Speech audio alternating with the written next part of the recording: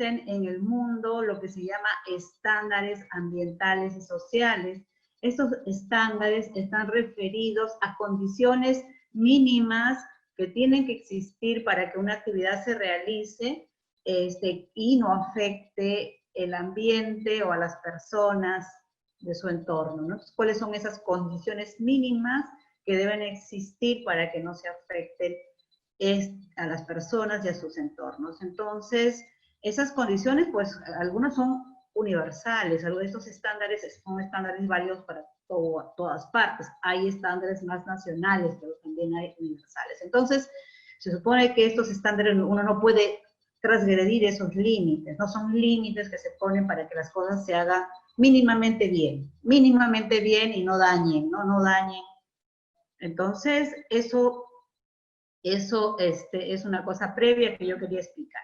Entonces, desde el año 2003 en el Perú se viene señalando que en el Perú hay mucha tramitología, ¿no? Para obtener un permiso ambiental hay que hacer muchos trámites, ¿no? Entonces, y eso perjudica la inversión, y eso, en el año 2013 hubo una crisis, se cayeron los precios de los minerales muy fuertemente, y esto se debió a un tema a causas internacionales, pero aquí se dijo que fue por la tramitología. La tramitología, demasiados trámites, desalienta la inversión. Entonces hay que eliminar la tramitología.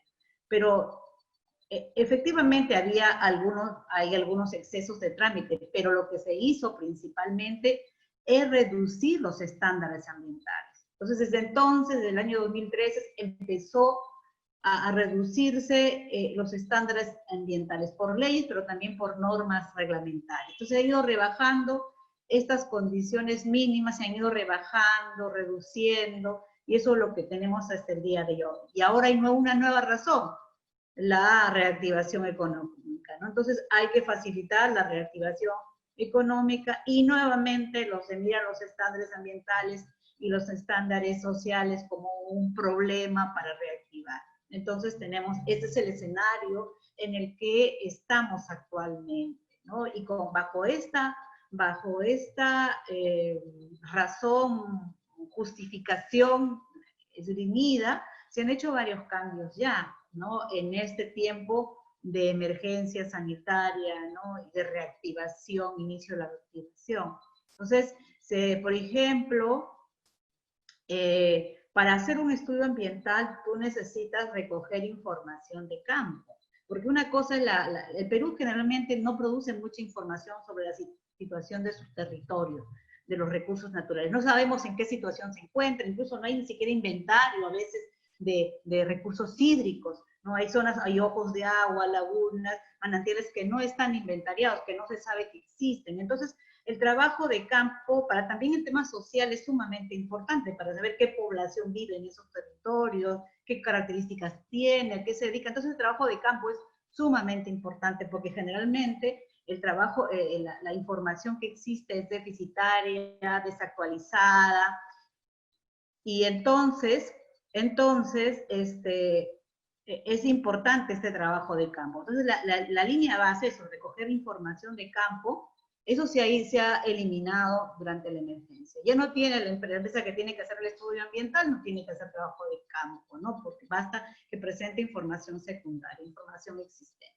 Entonces, ahí, por ejemplo, esto es un tema bien importante porque el trabajo de campo permite determinar los impactos y las medidas de mitigación y de prevención necesarias. Si tú no haces un buen trabajo de campo, no tienes la información necesaria, no vas a saber si vas a dañar o no, y de qué forma, y tampoco vas a adoptar las medidas necesarias para evitar que el daño se produzca, ¿no? Entonces, a mí me parece eso es grave, es una situación que no debió darse, ¿no? Y sin embargo ha pasado desapercibida y se ha aceptado y se sigue, ¿no? Se ha eliminado también, por ejemplo, los monitoreos que tenían que hacer, las empresas tienen que hacer monitoreos frecuentes, ¿no? Y presentar informes de esos monitoreos, ¿no? Porque con eso hay un control permanente de la propia empresa, ¿no? Sobre sus operaciones. Esos controles, esos informes, ya no los tiene que presentar. Entonces, Otro tema, por ejemplo, que se ha debilitado es la participación ciudadana en los estudios ambientales. En el proceso de aprobación de un estudio ambiental, los ciudadanos intervenimos para decir, oiga, esto me preocupa, mire, su proyecto tiene estas características y acá hay una fuente de agua. Entonces, uno puede intervenir para defender sus intereses, manifestar sus preocupaciones por lo que se pone en riesgo y defender sus derechos. Uno interviene, los procesos de participación ciudadana son para eso, ayudan a mejorar los estudios para que estos estudios sean menos dañosos, ¿no? Entonces, la participación se ha hecho virtual, ciudadana en los estudios se ha hecho virtual. Entonces, y uno sabe, si ustedes todos manejamos internet aquí en Lima, sabemos que tenemos una serie de problemas porque la internet es intermitente a veces, se cae. Imagínense con la gente que vive en los entornos de los proyectos de inversión. Ahí la situación es peor porque a veces no tienen luz, no tienen acceso a internet. Entonces, ¿cómo se va a realizar la participación ciudadana? ¿No? La participación no es un mero trámite, no es un mero trámite, es un canal para hacer que el proyecto cumpla con esos estándares, ¿no? Que no se aprueben proyectos que no cumplen con estándares mínimos. Y entonces no hay manera de que la ciudadanía pueda decir nada, porque claro, la participación ciudadana se hace mucho más difícil, ¿no? Entonces, ahí hay otro problema. También en el tema, por ejemplo, de la fiscalización, se ha hecho virtual la fiscalización de OEFA, la fiscalización de OSINERMIN, la fiscalización, no solamente en lo ambiental, también SUNAFIL, ¿no? SUNAFIL, que vela por los derechos laborales, pero también por la seguridad en el trabajo, que los trabajadores tengan condiciones que no pongan en riesgo su salud ni su vida. Entonces, es importante las inspecciones, ¿verdad? La fiscalización de estas entidades, pues tampoco es una FIL, ¿no? También se ha hecho virtual. Y ahora hace una semana tuvimos nosotros desde Cooperación un webinar con los secretarios, dirigentes mineros, ¿no? De la Federación Nacional, pero también de algunas empresas, de los sindicatos de algunas empresas, y lo que hacía, ellos se quejaban de una serie de abusos que se está produciendo en los campamentos mineros, ¿no?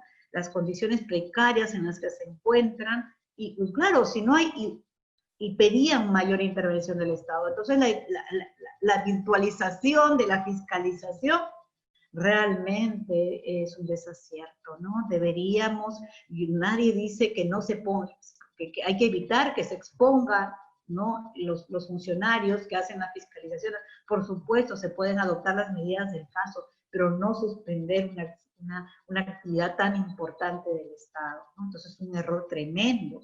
Y otro tema, por ejemplo, y sumado a esto, para ya contarles, hay otros cambios en los procedimientos que son un poco más complejos y no los quisiera explicar ahora, pero sí explicar algo también de manera breve, que acaba la semana pasada, cuando se hace una cosa, o sea, en la minería, cuando se construyen los componentes mineros para la planta de beneficio, la planta de procesamiento del mineral y también de disposición de los desechos, se construyen ahí la planta, los depósitos de relave, o sea, de desechos, todo eso se llama concesión de beneficio y hay una autorización para el inicio de funcionamiento, pero lo que se hace es, se construye todos estos componentes, ¿no? La planta de procesamiento, los depósitos de desechos se construyen,